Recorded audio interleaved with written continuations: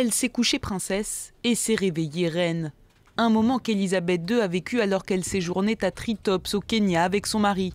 Dans la nuit du 5 au 6 février 1952, le roi George VI succombe à un cancer du poumon dans l'est de l'Angleterre. Sa fille Élisabeth prend alors directement ses nouvelles fonctions, alors qu'elle se trouve sur le continent africain pour une tournée dans les pays du Commonwealth. Elle apprend la nouvelle plus de 24 heures après le décès de son père, alors qu'elle s'accordait avec le duc d'Édimbourg une nuit loin de ses obligations officielles dans un pavillon d'observation de la faune. L'Afrique, la reine la retrouvera 2 ans plus tard dans le cadre d'un grand périple à travers le Commonwealth. Et c'est la Libye qu'elle choisit pour faire son premier voyage officiel sur le continent depuis son couronnement. À Tobrouk, elle rencontre le roi Idriss, qui sera le dernier monarque du pays. Contre l'avis de nombreux politiques, dont Winston Churchill, alors à la tête des conservateurs, Élisabeth II se rend en 1961 dans la première colonie africaine à devenir indépendante 4 ans plus tôt, le Ghana.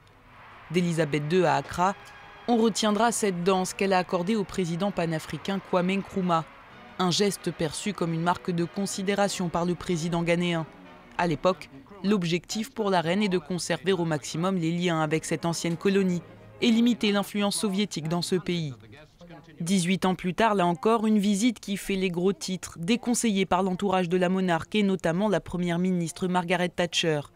Élisabeth II insiste pour se rendre en Zambie à l'occasion du 5e meeting des chefs de gouvernement du Commonwealth. Dans un contexte sécuritaire très tendu, dans un pays limitrophe de la Rhodésie du Sud en pleine guerre civile, la reine préside la signature de la déclaration de Lusaka sur le racisme et les discriminations. Un texte qui établit l'égalité raciale sur le plan légal et condamne l'apartheid en Afrique du Sud. Et l'Afrique du Sud, justement, la monarque ne foule son sol qu'en 1995. Pour la première fois depuis le début de son règne, la seconde depuis 1947. Lors de sa première visite, c'est là qu'elle prononce son premier discours de princesse héritière.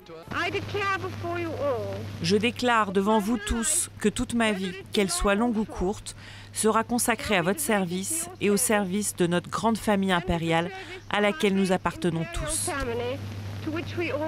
48 ans plus tard, le contexte politique est bien différent. L'apartheid a pris fin et l'Afrique du Sud vient de réintégrer le Commonwealth. Devant Nelson Mandela à Port Elizabeth, la reine prend la parole et exhorte la jeunesse sud-africaine à reconstruire sa nation. Elle félicite également la population d'avoir réussi, en douceur, sa transition vers la démocratie.